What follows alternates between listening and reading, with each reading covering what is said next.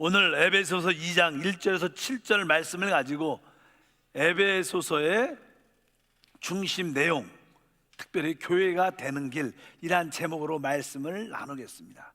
지난번에는 우리가 에베소서는 특별히 가장 영적으로 깊이 계시되어 있는 하나님의 말씀이다. 그래서 그 말씀은 인간의 생각과 사상으로 이해하기가 어렵다. 바로 그래서 우리가 이 책을 대할 때 하나님 우리에게 지혜와 계시형을 주셔서 우리 영 안에 하나님 말씀이 보여지고 깨달아지고 계시되게 하옵소서. 그래서 이 말씀은 특별히 지혜와 계시형이 필요한 말씀이다. 그리고 나서 이제 그 실제 축복이 누려지려면 우리 속사람이 강건해져야 돼요. 그래서 두 번째 기도, 바로 우리의 속사람이 성령의 능력으로 강건해져서 실제로 그리스도가 우리 안에 있음이 체험되고 누려지도록, 많은 사람들이 예수를 믿고 하나님이 우리와 함께 한다는 믿음의 고백은 하지만 그 내적인 그리스도의 이 뿌리 깊이 박힘이 약하기 때문에 계신 것 같기도 하고 안 계신 것 같기도 하고 좀 문제가 있으면 하나님이 없는 것 같기도 합니다. 그래서 우리 속사람이 약해서 그렇죠. 하나님 우리 속사람이 강건해서 그리스도가 내 안에 있음이 확신될 수 있도록, 어떤 환경이 일어나도 두려워하지 않고 주님이 나와 함께 하시니까, 그래서 우리 속사람이 강건하면 우리는 승리하게 될 줄 믿습니다. 그래서 그런 이야기를 쭉 했고, 무엇보다도 이 에베소서는 하나님의 영원한 목적을 이야기하고 있다. 뭐 서양 사람들은 하나님도 모를 뿐만 아니라 설사 하나님이 계시다고 아는 사람들은 하나님의 그 뜻, 영원한 목적에 대한 이해가 없습니다. 그래서 이 책은 하나님의 영원한 뜻과 목적을 말씀하는데, 바로 하나님은 그 아들을 표현할 수 있는, 그 아들을 으뜸 세울 수 있는 바로 그분의 몸된 교회를 세우기를 원하신다. 그래서 하나님은 교회를 갖고 싶어하는 게 하나님의 영원한 목적이다. 교회를 통해서 하나님이 표현되고 하나님이 나타나고 증거되는 줄 믿습니다. 그렇다면 오늘은 이제 어떻게 하나님의 교회를 하나님이 만드시는가? 하나님의 교회는 사실 그 재료가 사람입니다. 사람. 그래서 하나님의 형상과 모양대로 사람을 창조하셨어요. 그러니까 하나님의 영원한 목적은 교회를 얻는 것인데, 교회의 재료가 무엇이냐? 바로 사람이다라는 거예요. 바로 이 사람이 그래서 이 우주에서 가장 귀하죠. 이 땅에서도 가장 귀한 게 사람입니다. 사람마다 귀한 게 없는 것을 여러분들이 아시길 바랍니다. 그래서 이 하나님이 이 교회를 만들 그 재료의 그 모습에 대해서 말씀하는데, 그 사람이 어떻게 했어요? 사람이 타락을 하죠. 그래서 그냥 성경은 특별히 사람이 타락했다는 것을 정확하게 우리에게 에베소서도 말씀합니다. 그래서 에베소서 2장 1절에 말하죠. 그는 허물과 죄로 죽었던 너희를 살리셨다. 바로 허물과 죄로 우리가 죽어 있었다는 거예요. 하나님은 놀랍게 사람을 창조해서 하나님의 교회, 그리스도의 몸을 만들려고 했지만 마귀의 미혹을 받고 사람은 타락했죠. 바로 그 타락의 의미는 바로 허물과 죄로 죽어 있었다. 그래서 우리의 본성은 죄로, 사망으로 가득 찬 부패한 존재인 것을 성경에 말씀합니다. 조금은 좀 무서운 이야기지만, 사람이 물에 빠져 죽으면, 사람이 그냥 나중에 물속에 오래 있으면 그 사람과 물이 섞여갖고 하나가 돼갖고 통통 불죠. 그러니까 사람이 사실 영적으로 죽었다는 것은 죄와 사망으로 꽉 부패돼갖고 섞여져 있다는 거예요. 뭐 사실 징그럽죠. 더 보면 그런 것처럼 사람은 죄와 사망으로 아주 탱탱 불어갖고 아주 딱 이렇게 하나가 된, 혼합된 그런 아주 안 좋은 모습이라고 성경이 말씀합니다. 그래서 우리는 죄와 허물로 죽어 있어서 그리스도의 몸, 교회가 될 수 없는 그런 상황 가운데 있었습니다. 그뿐만 아닙니다. 이 사람이 죄와 허물로 죽었을 뿐만 아니라 우리의 상태를 또 아까 에베소서 읽어보니까 2절과 3절에 써 있죠. 2장에 그때 너희는 그 가운데 행하여 이 세상의 풍조를 따르고 공중 권세 잡은 자를 따랐으니 곧 지금 불순종 아들 가운데 역사하는 영이라. 전에는 우리도 다 그 가운데 우리의 육체의 욕심을 따라 지내며 육체와 마음의 원하는 것을 알아요. 다른 이들과 같이 본질상 진노의 자녀이었더니, 이렇게 말쓰면서 바로 우리가 하나님의 대적이었던 불순종의 공중에서 악한 자들한테 붙잡혀 있고, 또 사실 붙잡혀 있는 정도가 아니라 그 악한 자들과 우리가 연합되고 섞였다는 거예요. 그게 우리의 모습이라는 거. 죄와 허물로 죽었을 뿐만 아니라 하나님과 원수, 하나님의 그 대적자, 하나님이 가장 싫어한 자와 연합되고 섞이고 하나 된 하나님의 원수였던 것이 우리의 타락한 모습이라고 말씀합니다. 더 이상 하나님의 뜻을 이룰 수 없는, 하나님의 목적을 이룰 수 없는 그런 존재, 진짜 쳐다볼 수도 없고 만질 수도 없고 소망이 없는 그런 존재였다는 거예요. 그런데 이런 우리를 하나님은 어떻게 해요?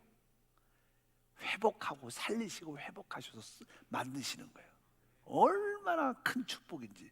그래서 그분에 대해서 이렇게 설명을 합니다. 2장 4절을 보니까 뭐라고 읽어요? 국률이 풍성하신 하나님이 우리를 사랑하신 그 큰 사랑으로 인하여, 이렇게 말, 하나님이 그 큰 사랑으로 그런 우리를 어떻게 살리시고 회복하시고 하나님이 뜻과 목적을 이루신다는 거예요. 얼마나 그 큰 사랑. 우리는 소망이 없었죠.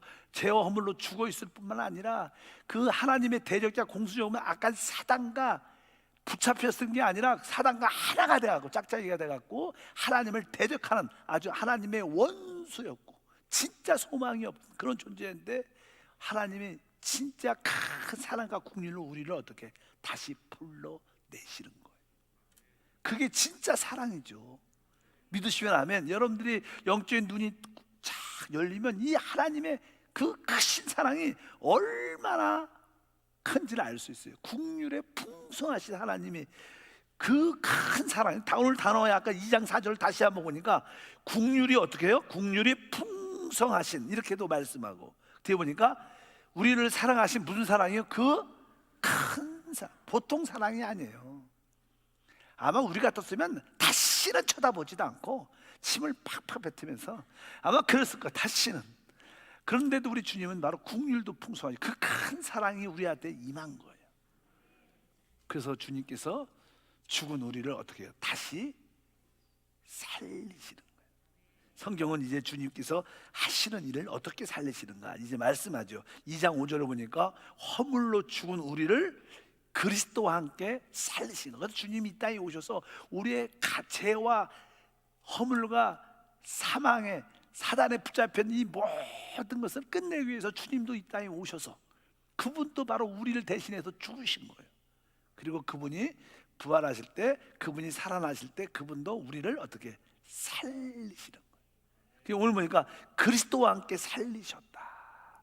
이것이 하나님의 역사입니다. 그래서 주님께서 바로 그리스도와 함께 우리를 다시 그 사망에서 살리시는 말씀을 여기에 쭉 기록되어 있습니다. 그런데 에스겔 37장에 보면 에스겔 골짜기 그런 이야기 설교를 많이 들었죠. 저는 잘 안 해서 그렇지 보니까 거기에 아주 에스겔 골짜기를 보니까 마른 뼈들이 다 흩어져 있는 거예요. 해골처럼 다 뼈들이 다 말라 비틀어지면 어떻게 해요? 다 뼈들이 각자 지금은 이렇게 뼈로가 이렇게 이쁘게 붙어 있지만 살이 있어서 생기가 있으니까 다 죽은 시체가 되니까 뼈들이 굴러다니고 흩어져 다 있어요. 그런 곳에 다시 한번 하나님께서 살을 입히고 생기를 불어넣고 또 그들을 다시 일으켜서 뭐로 만들어? 하나님의 군대로 세우셔서 하나님의 뜻을 이루시는 거예요. 우리도 다 그렇게 말라비틀어 죽은 자였는데 하나님이 우리에게 생기를 불어넣으시죠. 그게 성기가 성령인 줄 믿습니다. 그래서 이렇게 여러분들이 생생하게 아주 통통하게, 보톡스는 안 맞죠? 보톡스 맞은 것처럼 아주 통통하게 아주 예쁘게 그런 모습을 갖고 우리 가운데 있는 줄 믿습니다. 그 큰 사랑과 함께 하나님께서 우리를 살리셨어요. 괜히 보톡스 얘기를 해서 우리는요 영적인 보톡스를 맞았어. 옆 사람과 영적인 보톡스를 맞읍시다. 그러면 아주 통통해지고 아주 이뻐해지고 어쩌든지 하나님의 역사가 함께 하신다는 거예요. 여러분들이 그것을 아시기를 바랍니다. 그리고 주님께서 우리를 살리실 뿐만 아니라 우리를 일으키시고 하늘에도 앉히시는, 여기 보니까 나는 6절에 서 있죠. 또 함께 어떻게 해서 일으키사 그리스도 예수 안에서 함께 하늘에 앉히셨다. 주님께서 우리를 살릴 뿐만 아니라 우리를 일으키시는 거예요. 부활시도. 그리고 하늘에 함께 앉히셨다. 이제 우리는 영적인 눈으로 볼 때는요, 이미 살아났고 일으켜졌고 어디 하늘에 주님과 함께 앉혀 있는 거예요. 이게 앉아 있다는 것은요, 우리도 막 일하다가 일이 다 끝나면 어떻게 이렇게 여러분처럼 그냥 앉아 있는 거예요. 앉아 있다는 건 그냥 쉰다는 뜻이, 완성했다는, 이루었다는 거예요. 우리가 그리스도와 함께 하나님에 앉혀 있다는 것은 하나님이 모든 일을 어떻게 했어요? 완성했다는 거예요. 사실 우리 하나님은요, 하나님 눈에는 하나님이 얻고 싶은 모든 교회가 이미 완성된 거예요. 하나님이 지금 한편적으로 이렇게 완성해 가는 것처럼 보이지만 또 하나님의 눈에는 또 완성 이미 되어 있어요. 우리는 이미 구원받고 변화되는 것 같지만 또 어떻게 보면 이미 다 하나님의 구원이 이루어진 거예요. 그래서 이 믿음이란 것은 하나님의 눈으로 같이 바라보는 거. 그럴 때마다 하나님이 이미 다 모든 것을 이루셨구나. 이것이 영적인 눈으로 열려지면 우리 마음에 안식과 평강이 오는 거예요. 그 믿음의 눈이 안 가지면 걱정되고 분주하고 내가 해야 되고 그러니까 일이 많고 쉬지를 못해요. 어쩌든지 오늘 말씀에 보면 여러분들의 위치는 뭐예요? 이미 살아났고 일으켜졌고 하늘에 앉혀서 이미 승리된 모습으로 여러분들이 계신 줄 믿습니다. 하나님의 교회는 이미 건축되었다. 건축하고 계시지만 또 한편으로 그분 이미 건축되었다는 그런 믿음을 우리가 갖고 우리가 봉사하고 주님을 섬길 때 그것이 우리의 수고가 아니라 누림이 돼야 돼요. 여러분들이 찬양도 누림이고 전도도 누림이고 중보기도도 누림이고 서로 예배도 누림입니다. 내가 열심히 해서 축복받아 이게 아니라 그것은 바로 이미 건축됐기 때문에 우리가 누리는 축복과 은혜가 우리 가운데 함께 할 줄 믿습니다. 그래서 하나님 볼 때는 이미 우리가 그리스도와 함께 살아났고 그리스도와 함께 일어났고 그리스도와 함께 하늘에 앉혀져 있는 거예요. 이미 그분과 함께 이 모든 것이 이루어진 줄 믿습니다. 그래서 주님께서 말씀하죠. 이제 또 요한복음 2장에 보면요, 막 예수님을 핍박하는, 예수를 핍박하는 많은 자들에게 예수님께서 그 성전을 보시면서 이 성전을 헐라, 내가 3일 만에 다시 일으키리라, 이렇게 말씀하셨어요. 그러니까 그 유대인들 바리새인들이 이 성전이 40년 이상 걸려서 건축한 건데 3일 만에 일으킨다고 막 분을 토면서 막 말하니까 사실 그 말은 뭐예요? 예수님이 죽으시고 뭐예요? 부활하신다는 거예요. 그러면서 하나님의 집이 지어진다는 거예요. 사실 예수님이 죽으시고 부활할 때 사실 우리도 함께 죽고 함께 부활하고 함께 하나님 집으로 지어졌다는 거예요. 우리의 신앙은 미리 이루어진 것을 보는 거예요. 우리 하나님은 시간이란 요소가 없어요. 저는 그 말을 되게 좋아해요. 하나님은 시간과 공간을 초월하죠. 4차원의 이상의 하나님이시니까. 그러니까 그분은 시간을 넘어서 있죠. 우리는 항상 현재라는 시간에 국한되어 있어요. 그래서 지나간 과거도 있고 현재도 있고 미래도 있지만 하나님은 시간이 없으니까 어떻게 되는 거예요? 한 번에 과거, 현재, 미래가 한 번에 싹 보이는 거예요. 여러분을 딱 보시면 어머니 뱃속에 있기 전부터 보이고 지금도 보이고 앞으로 어떻게 되는 게 다 보여요. 하나님은 시간이 없으니까 여러분을 한번 다 보면 다 보여. 믿으시면 아멘. 근데 우리는 지금 뭐가 없어요. 문제가 응답이 안 된 것 같아서 하나님 응답해 주시오. 그리고 하나님 뭐라 그래요? 이미 응답됐느니라. 왜? 하나님은 뭐예요? 이미 주어진 거예요. 사라가 아직 아이를 안 가졌는데 하나님이 이미 네가 아이를 가졌느니라. 이 하나님 눈에는 그렇게 말씀하는, 그게 뭐예요? 믿음이죠. 그러니까 여러분들이 시간과 공간을 초월하는 그런 믿음을 갖길 주님은 축복합니다. 그런데 중요한 것은 예수님이 죽으실 때 나도 죽은 거고 부활할 때 부활하시, 승천할 때 나도 승천했구나. 이것이 우리의 믿음이 되면 주님이 이 모든 것을 완성하셨다는 그 자유함과 축복이 우리 가운데 함께 할 줄 믿습니다. 그래서 하나님의 교회가 세워진 줄 믿습니다. 그리스도의 모든 역사는 완성되었다는 거예요. 따라합니다. 그리스도의 모든 역사는 완성되었습니다. 그러면 우리들의 체험에는 완성이 안 된 것처럼 보여요. 그 주님이 이루신 놀라운 역사를 어떻게 나의 것으로 될 수 있는가? 어떻게 그것을 나의 체험이 될 수 있는가? 그것은 다른 게 아니라 그 주님이 이루신 모든 역사는 사실 성령을 통해서만이 내 것이 돼요. 성령을 통해서만이 내가 체험할 수 있다는 거예요. 그러니까 우리는 어떻게 그 성령을 강력하게 받아들이는 그런 은혜의 역사가 우리 가운데 함께할 줄 믿습니다. 우리 예수님은 이미 2000년 전에 죽으셨고 부활하셨고, 그것도 저 먼 팔레스타인, 우리 한번 가봤잖아요. 거기 멀어요. 생각보다 우리는 뭐 조금 싸게 가려고 이렇게 터키를 갔다 거쳐서 이렇게 갔지만, 뭐 직접 가는 것도 직항도 있지만 일단은 생각보다 아주 멉니다. 그 먼데 또 가고 시간은 2000년 전인데 그것이 어떻게 우리한테 체험될 수 있느냐? 바로 성령을 통해서. 여러분들이 그 성령이 참 그 성령이 진리의 영, 실제의 영, 주님이 이루신 모든 죽음과 부활과 승천의 체험을 우리한테 갖다 주는 게 바로 성령의 역사인 줄 믿습니다. 그래서 여러분들이 이제 그 성령을 체험하면 그것이 예수의 역사가 나의 것으로 역사가 되는 거예요. 체험되고 누려질 수 있습니다. 보통 우리가 이제 요즘엔 다양한 핸드폰이 있죠. 핸드폰에 요새는 이제는, 옛날에는 라디오가 있어요. 요즘은 다 라디오를 안 갖고 다니죠. 없죠. 핸드폰 안에 거기 뭐 당연하게 이제는 음성뿐만 아니라 또 이제 영상까지 다 볼 수 있는, 데이터를 통해서 다 볼 수 있어요.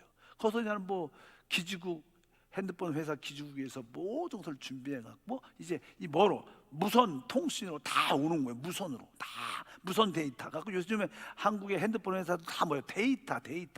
데이터가 많이 있으면 좀 가격이 비싸고, 데이터를 하잖아요. 그 데이터 송수신 역사가, 그러니까 사실 눈에 보이지 않지만 성령이 우리의 뭐예요? 영적인 그 송수신을 하는, 하나님이 이루신, 그리스도가 이루신 모든 것을 나의 것으로 직접 체험할 수 있게 하는 영적인 무선 데이터가 어떻게 보면 성령이시다, 이렇게 말씀드렸어요. 그러니까 우리가 손으로, 핸드폰으로 다 보고 느낄 수 있는 것처럼 무엇이 와야 돼? 성령이 전파처럼 우리 가운데 있는 거예요. 그래서 우리가 이제는 핸드폰만 수신기가만, 영상 수신기가 좋으면 잘 볼 수 있고 체험할 수 있는 거예요. 근데 그 우리의 수신기가 우리의 영이죠. 영. 왜? 우리 주님은 영이시니까. 그러니까 영이, 우리 속사람 영이 잘 열리고 준비가 잘 되면 그 수신이 잘 되죠. 성령이 우리 안에 쫙 들어오셔서 바로 주님이 이루신 모든 것을 우리로 하여금 체험하게 하는 놀라운 축복과 은혜가 함께할 줄 믿습니다. 바로 주님이 이루신 이 놀라운 역사는 성령을 통해서만이 우리가 체험될 수 있고 누려질 수 있고 내 것으로 가질 수 있구나. 그러면 바로 그 성령을 어떻게 받아들이냐는 거예요. 여러분들이 수신기가 아주 좋아해요. 우리 영의 상태가 좋아야 돼요.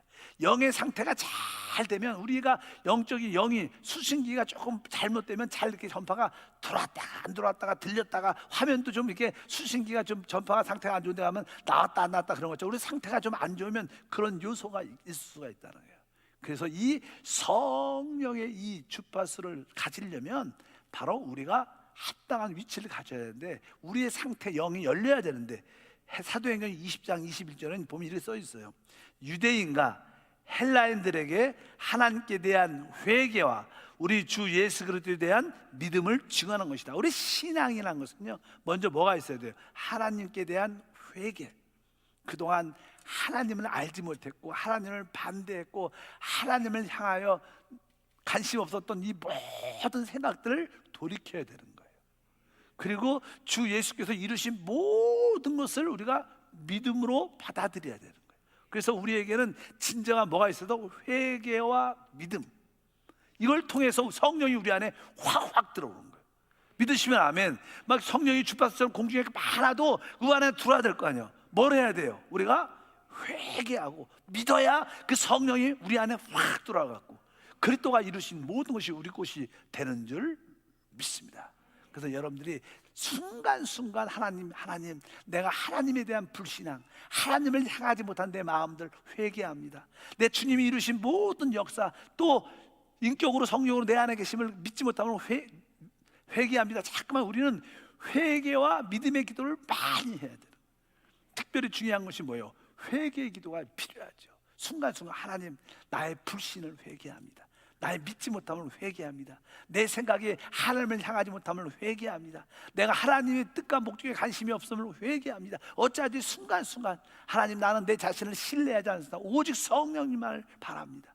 주님이 우리에게 보내주신 성령만 사모합니다. 그러면서 여러분들이 회개하고 믿음을 가지면 성령이 우리 안에 확 옵니다. 여러분들이 내가 어떻게 성령 충만을 더 많이 할 수 있느냐? 회개와 믿음을 통해서. 여러분 속사람이 어떻게 더 강해질 수 있느냐? 회개와 믿음을 통해서. 그래서 여러분들이 회개와 믿음이 중요하죠. 그래서 여러분들의 많은 기도에 순간순간 뭐가 있어요? 회개 영이 있어요. 하나님 회개합니다. 아침 오전에도 회개하고, 또 예배 드릴 때도 순간순간 회개하고, 또 집에 갈 때도 회개하고, 또 저녁에도 또 회개하고. 자꾸만 회개할수록 우리는 더 믿음이 뜨거워지고, 회개와 믿음을 일치 가질 때마다 뭐가 와요? 성령이 우리한테 오죠. 하나님이 그리스도에 이루신 놀라운 모든 역사가 바로 성령을 통해서 우리 안에 오시는구나. 근데 성령이 참된 회개와 믿음을 통해서 우리 가운데 오는 것을 믿으시길 바랍니다. 그래서 우리가 하나님, 진정으로 내가 순간순간 회개하는 영이게. 여러분 회개 언제 했어요? 언제 한 것 같아요? 진짜 좋은 크리스찬들은 내가 교회 오면서 또 찬양하면서, 하나님, 내가 집중적으로 찬양하지 못하면 회개합니다. 내가 또 찬양하면서도 딴 생각한 것으로 회개합니다. 내가 내 모든 마음이 주님을 향하게 도와주시고, 주님이 이루신 것을 믿음으로 받아들이는 믿음을 누리게 도와주시옵. 순간순간 하나님, 찬양의 내 저 가사를 믿습니다. 막 가사 한 절 나올 때마다, 그 단어 하나 나올 때마다 하나님 믿습니다. 당신의 말씀을 믿습니다. 그럴 때마다 우리에게 뭐가 와요? 성령이 막 우리에게 보내줘서 여러분의 핸드폰 화질이, 또 화면이 잘 나와서 우리가 안에 누려지는 그런 축복과 은혜가 있는 것을 여러분들이 확실히 아시길 바랍니다. 바로 성령만이 그리스도께서 이루신 모든 것을 우리로 하여금 체험되게 한다는 것을 확실히 아시기를 바랍니다. 이렇게 우리는 이제 하나님의 교회가 되어져 가는 거예요. 여러분들이 회개와 믿음을 통해서 성령으로 충만하고, 그리스도께서 이루신 축복들을, 오직 능력들을 우리가 이렇게 누릴 때 우리는 뭐예요? 곧 교회죠. 우리가 교회가 되는 거예요. 그럴 때 하나님은 여러분을 통해서 하나님이 나타나고 표현되고 역사하는 은혜가 함께 할 줄 믿습니다. 그러면 이제 우리는 이제 드디어 이렇게 교회가 되죠. 우리가 아까 죽었었지만 다시 주님과 함께 살아났고, 일으켜졌고, 승천의 위치에 있고, 그 놀라운 축복들을 성령을 통해서, 회개와 믿음을 통해서 성령을 체험함으로 우리가 그냥 교회가 되는 거죠. 교회가. 그럼 교회 생활이 무엇인가? 교회 생활의 뜻은 무엇인가? 교회 생활은요, 그리스도의 표현, 간증입니다. 믿으시면 아멘. 그래서 교회 생활의 가장 핵심적인 생활, 어떤 게 올바른 교회 생활인가? 에베소서에서는 뭐를 말하냐면, 에베소서에는 교회 생활의 첫 번째는, 우리가 에베소서는 교회는 그의 몸이니 이렇게 말해요. 그리스도의 몸이라고. 몸은 이렇게 뭐예요? 하나죠, 하나. 그러니까 여러분들이 몸 하나를, 그리스도의 몸의 하나를 지켜야 되는 거예요. 이게 우리의 생활이에요, 사실. 우리가 이렇게 모일 때마다 우리 모두로서 그리스도의 몸으로서의 하나됨을 지키는 것이 우리의 신앙생활의 첫 번째 요소인 줄 믿습니다. 그래서 한번 읽어볼까요? 에베소 4장 3절과 4절에 보니까, 평안에 매는 줄로 성령이 하나 되게 하신 것으로 힘써 지키라. 몸이 하나요, 성령도 한 분이시니 이와 같이 너희도 부르심의 한 소망 안에서 부르심을 받았다. 우리가 하나님께 교회로 부르심을 받았는데, 여기에 핵심이 뭡니까? 바로 성령이 하나 된 것을 힘써 지키라고 말씀하는 이유는 바로 몸이 하나다. 바로 교회는 사실 하나입니다. 하나님 볼 때 그분의 몸이니까. 그래서 여러분들이 모든 행동을 할 때 독자적으로, 개인적으로 내가 신앙생활 하겠다, 이것은 벗어나야 돼요. 그것은 마귀한테 속는 겁니다. 내가 우리 모든 성도와 교구에서 하나 돼서 같이 주님을 섬기고, 같이 예배하고, 같이 기뻐하고, 같이 봉사하고, 또 작게는 교구에서, 또 주일날은 기관과 부서에서 내가 그들과 진짜 어떻게 돼요? 하나됨으로 섞이는 거예요. 중보기도팀에 모이면 중보기도 모인 기도자들이 기쁨으로 하나가 되는 겁니다. 또 우리 루디아 권사회가 딱 따졌으면 권사회 모여서 같이 간증하고 같이 하나됨을 지킬 때 우리 안에 생명의 역사가 나타나요. 그게 뭐예요? 교회 생활이에요. 이것이 우리 크리스찬의 생활입니다. 개인적으로 혼자 은혜 받고 집에 가고 이것이 진짜가 아니죠. 진짜는 뭐예요? 우리가 몸에 하나를 지키는 생활, 이것이 우리 믿는 생활이에요. 이 생활을 할 때 여러분은 하나님의 영광과 누림을 체험하게 되죠. 이 땅에도 승리하고, 어디에 승리해요? 다음 시대, 영원한 시대에 우리 모두가 승리하게 될 줄 믿습니다. 우리는 다 그리스도의 몸의 지체예요. 목사든 장로든 권사님이든 여러분 지역장, 부지역장, 지역 식구든 간에 모든 성도는 다 그리스도의 몸의 지체입니다. 우리 모두는 당연하게 한 몸을 지켜야 돼. 하나로서의 생활을 한다. 이것이 교회 생활의 실제다. 이렇게 해서 에베소서는 우리에게 계시하고 있어요. 여러분들이 이 말씀에 순종하기를 축복합니다. 그래, 내가 한세교회와 하나다. 내가 담임 목사와 한 영이다. 우리 교구장님과 한 영이다. 내가 지역장님과 한 영이다. 나는 권사로서 모든 권사와 하나다. 난 집사로서 모든 집사와 하나다. 이렇게 여러분들이 고백을 한다면 여러분들은 진짜 최고의 생활을 하나님께 드리고 있는 거예요. 이것이 우리 생활의 특징인 줄 믿습니다. 이것이 바로 구원받은 한몸된 우리 믿는 사람들의 생활을 말씀합니다. 두 번째 에베소를 쭉 보면 어떤 생활이 진짜인가. 보통 사람들은요, 이 세상이니까, 세상은 도덕과 윤리가 있어요. 인간 삶의 규범이라 그래요. 도덕과 윤리가 있어서 항상 가정에서도 도덕적으로 윤리적으로 살려고 가르침을 많이 줍니다. 한국은 그냥 유교의 영향을 많이 받아요. 유교 사상이 있으니까 뭐냐, 부모님과의 관계, 뭐 상하의 관계, 뭐 자녀의 관계, 뭐 그런 가르침을 알게 모르게 우리가 봐왔어요. 그래서 한국 사람들은 이게 도덕과 윤리의 기본 어떤 유교적인 사고방식이 있습니다. 그래서 나는 종종 예수를 믿지 않는 아주 도덕적이고 윤리적인 사람들이 세상에도 많아요. 안 그런 사람도 되게 많지만 대부분 뭐예요? 그런 분도 괜찮아. 아주 도덕적으로도 사람이, 윤리적으로도 사람이 젠틀하고 하나님 믿지 않지만 그런 거에 아주 괜찮은 사람 많습니다. 근데 우리 성경의 교회 와도, 우리도 교회도 종종, 여러분 교회를 다니면 어떤 목사님들, 여러분 사람과의 관계를 잘 알고 처신해야 되고, 또 부모님과 관계뿐만 아니라 모든 사람과 관계에서 여러분들이 인격적으로 대해야 되고, 겸손해야 되고, 진짜 배려해야 되고, 이런 이야기를 많이 듣죠. 그래서 이렇게 종종 교회의 어떤 목사님들은 복음이 아니라 도덕과 윤리를 전하고 인생을 어떻게 사는 거에 대해서 많이 들어요. 근데 그것은 사실 복음이 아닙니다. 그건 뭐 교회 안 와도 딴 데 가서 들을 수 있어요. 그런 가르침, 그런 거 강의하는 사람들 많습니다. 거기 가서 듣지, 더 잘해. 어떻게 보면 그쪽에 전문가니까. 여러분, 교회는 도덕과 윤리를 넘어서 있습니다. 도덕과 윤리를 지키지 말라 이 뜻이 아니고 도덕과 윤리보다 훨씬 뛰어나죠. 믿으시면 아멘. 그래서 여러분들이 기억을 해야 돼요. 우리의 신앙생활은 도덕과 윤리를 지키는 생활이 아니라 그리스도의 몸에 하나를 지키는 생활이다. 이것을 꼭 기억하시길 축복합니다. 근데 보통 나는 그런 복음에 대한, 교회에 대한 이해가 없으면 그런 설교밖에 할 수가 없는 거예요. 그런 것은 진짜 복음이 아니죠. 차이가 없죠. 뭐 그런 거 가르치면, 그런 학자 중에 유명한 분이 계셔요. 공자 아저씨. 그분이 그거에 대가셔요. 그러면 공자의 제자지 예수의 제자가 아닌 거예요. 우리는 공자의 제자가 아니에요. 도덕을 지키고 윤리를 지키는, 우리는 그것을 초월해 있는 거예요. 그래서 우리는 하나님과의 관계를 이해를 해야 될 줄 믿습니다. 그래서 나는 에베소서도 보면요, 이제 몇 가지 이야기가 나와. 뒤에 보면 나는 남편과 아내에 대한 이야기가 나와. 남편과 아내 어떻게 해라, 부모님과 자식에 대해서 이야기하라, 또 이렇게 주인과 종에 대해서, 뭐냐 지금으로 말하면 경영주하고 어떤 일하는 일꾼들, 노동자들, 직원들하고 상사하고 직원들과의 관계, 이런 것을 설명을 쭉 5장부터 쫙 나오죠. 왜 그런 이야기가 나올까? 여러분, 하나님께서는 하나님의 질서가 있습니다. 하나님의 질서, 하나님이 정하신 질서, 위치가 있어요. 그 하나님이 정하신 질서와 위치를 지키는 게 사실은 되게 중요한 거예요. 그것은 하나님을 따르는 것이에요. 만약에 가정에서 남편과 아내가 있어요. 결혼을 했다 그러면 하나님이 정하신 위치는 아내는 남편에게 순종하는 게 위치예요. 그게 뭐예요? 하나님이 정하신 법이에요. 이건 세상이 만든 법이 아니라 누가 정한 법이에요? 하나님이. 가정에서는 자녀는 부모님을 공경해야 돼. 이것도 뭐예요? 누가 정한 거예요?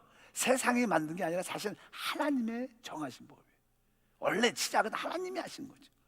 그 다음에 뭐 직장도 뭐예요? 직원은 상사한테 순종해서 일을 해야 돼. 이것도 뭐예요? 하나님이 정하신 법이에요.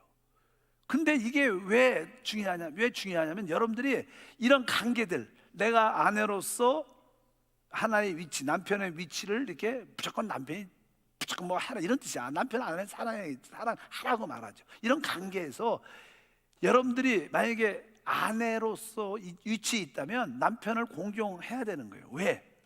이것은 무슨 법이에요? 하나님의 법이죠. 다른 말로 말하면 여러분들이 만약에 이런 것을 지키지 않는다면 하나님이 정하신 규칙을 어기는 거죠. 우리가 사람한테 잘못할 수 있어요. 사람한테 잘못하는 건 그렇게 심각하지 않을 수 있어요. 근데 우리가 행하는 것이 하나님께 잘못하는 거라면 그것은 조금 심각한 문제가 된 줄 믿습니다. 왜? 하나님은 이 세상을 하나님의 다스림 통치를 갖고 있어요. 하나님의 통치를 위해서 어떤 질서를 정해놨어요. 뭘 위해서? 하나님의 통치를 위해서 질서가 있는 거예요, 이 땅에. 그래서 여러분들이 내가 아내로서 남편에게 거역적이다, 이것은 인간관계로 이해하면 뭐 그럴 수도 있겠지만 영적으로 이해하면 하나님의 통치를 뭐예요? 거부하는 거죠. 사실은 자녀가 부모님을 공경하지 않으면 뭐 인간적으로 그럴 수 있죠. 그러나 영적으로 볼 때는 그것은 하나님의 뭐예요? 통치를 거부하는 거예요. 뭐 회사도 마찬가지고 공장도 이 직원들이 거기 경유한테 자꾸만 노조 만들어라고 그렇게 대모를 하고 막 그러면 그게 뭐 그럴 수 있죠. 서로 권익을 위해서. 그런데 하나님의 위치에서 볼 때는 그건 하나님의 통치를 뭐요? 거부하는 거예요.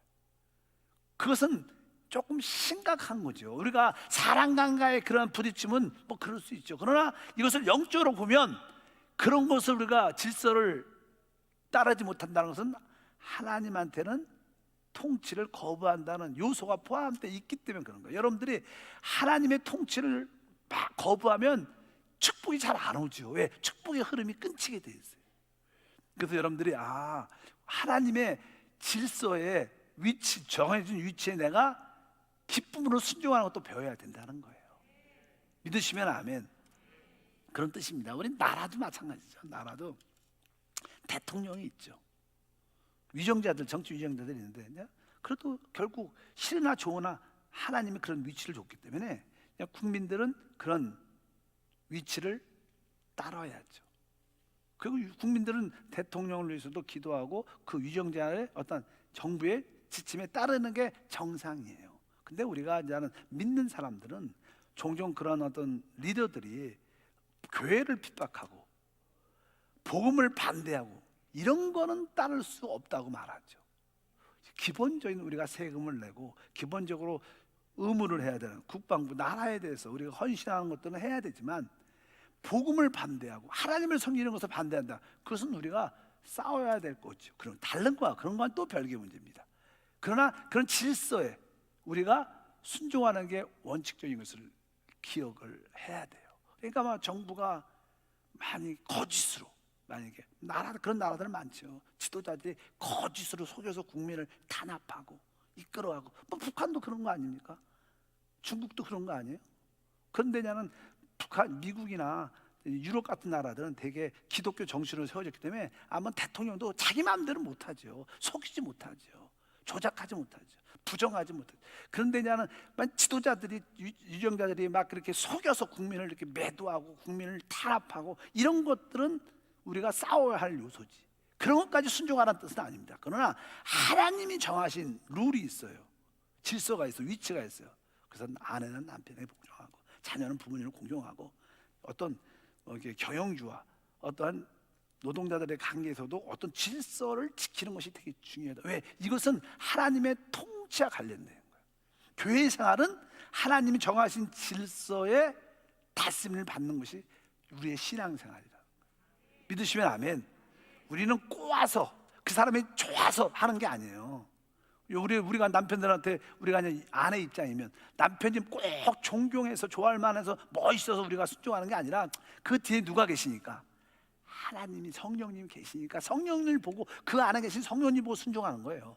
우리 자녀도 부모님을 존경하지만 또 그 우리 부모님 뒤에 계신 하나님 때문에 존경하고, 또 우리 어떤 회사에 다닐 때도 어떤 질서가 있을 때 자기 위치에서 그 내 상사의 그 하나님이 정하신, 하나님이 질서 있으니까 그 하나님 보고 하는 거지 뭐 그 사람 보고 하는 건 아니죠. 그래야지 우리가 자유함이 있습니다. 그래서 남들한테 이렇게 순복의 자리에 있을 때도 배가 안 아파요.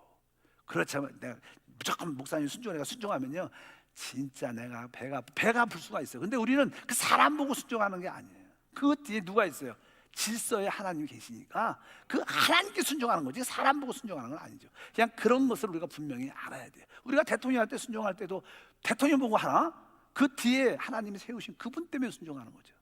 그러나 대통령도 어떤 선을 넘고 그러면 우리는 당연하게 복음을 위해서, 더 크신 하나님을 위해서 우리가 반대할 수도 있죠. 그러나 그런 의미를 우리가 알아야 된다. 이것이 되게 중요하니까 하나님이 정하신 질서에 순종하는 것이 교회 생활이에요. 성경은 에베소서는 그렇게 우리에게 말해요. 그래서 에베소에 남편과 아내, 부모, 자녀, 또 이렇게 주인과 종, 이런 관계를 설명을 쭉 여기 뒤에 하는 이유가 그런 의미입니다. 이것은 사람과의 문제가 아니구나, 하나님의 통치와 관련되어 있는 거구나. 그래서 항상 교회 안에서 보통 성도들이 축복을 잘 누리지 못하는 두 가지 이유가 있다고 하죠. 하나가 뭐냐면 이 영적인 질서를 자기도 모르는 사이에 깨트리는 거예요. 그거를 인정 안 하고 그냥 목사면 다야, 장로면 다야, 그냥 다 똑같은 데가 그만 이렇게 그런 거에 의식이 별로 없는 사람들은 하나님 축복을 누리기가 거의 어려워요. 질서를 이미 관심 없다는 것은 하나님은 질서의 하나님인데, 그러니까 질서, 어떤 권위에 대한 기쁨의 순종함이 있어야 돼요. 이걸 어기면 쉽지 않아요, 신앙생활. 축복도 잘하고, 또 하나는 입으로, 하나님 축복은 우리가 입으로 다 쏟아내죠. 원망, 불평 이런 것들은 다 입술로 나오는 것이다. 그러니까 우리 한 입술에서, 한 우물에서 쓴물과 단물 나올 수가 없잖아요. 우리 입술에 원망과 불평이 있으면 여러분들의 축복이 뒤로 콜콜콜 새어나가는 거예요. 여러분들이 누구에 대해서 비판하고 정죄하고 원망하고 불편할수록 여러분들이 하나님 그동안 주셨던 축복이 이렇게 뒤로 다 새어나갑니다. 그래서 말을 조심해야 돼요. 교회 생활에서는 딱 두 가지, 말을 진짜 조심해야 돼요. 또 어떤 권위에 대한 어떠한 질서를 이해하고 거기서 거역적인 요소를 가지면 결국 교회를 떠나든지 하나님의 축복이 함께하지 않는 이 두 가지를 기억해야 될 줄 믿습니다. 세 번째는 교회 생활의 그건 바로 우리는 모든 것을 그리스도를 위해서 하는 거예요. 그리스도를 증거하고 그리스도를 말하고 그리스도를 높이고 그리스도를 찬양하고 그리스도와 하나 되는 거예요. 우리의 교회 생활은 주님 그리스도, 우리의 머리신 그리스도를 높이는 거예요. 다른 이야기 하는 게 아닙니다. 교회 생활은 그리스도를 말하는 거, 그리스도를 찬양하고 그분을 높이고 그분을 체험하고 그분을 간증하고, 그것이 진정한 신앙생활인, 교회 생활인 줄 믿습니다. 그래서 오늘 말씀의 내용은 그런 겁니다. 하나님께서 우리를 죽은 자 가운데 있던 우리를 살리셨다는 거예요. 그리고 바로 모든 것을 이루셨는데, 바로 그 이루심의 체험은 성령을 통해서 체험할 수 있는데, 회개와 믿음을 통해서 성령을 마음껏 받아들일 수 있고, 이제 우리가 교회가 됐을 때 이 교회 생활이 무엇인가? 아까 말씀드린 것처럼 그리스도의 몸의 하나됨을 지키는 생활이 교회 생활이다. 두 번째는 하나님이 정하신 그 질서에 순종할 때 그것이 교회 생활이다. 그리고 오직 그리스도를 높이고 그리스도를 찬양하고 그분을 으뜸으로 세우는 것이 교회 생활.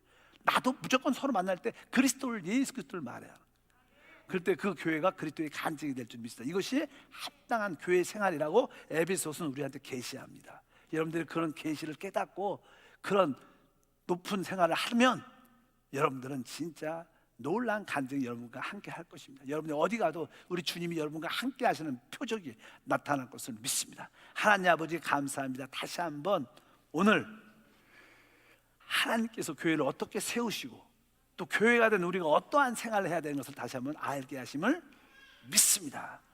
오늘도 말씀과 성령으로 충만케 하옵소서. 주 예수 이름으로 기도함나이다. 아멘.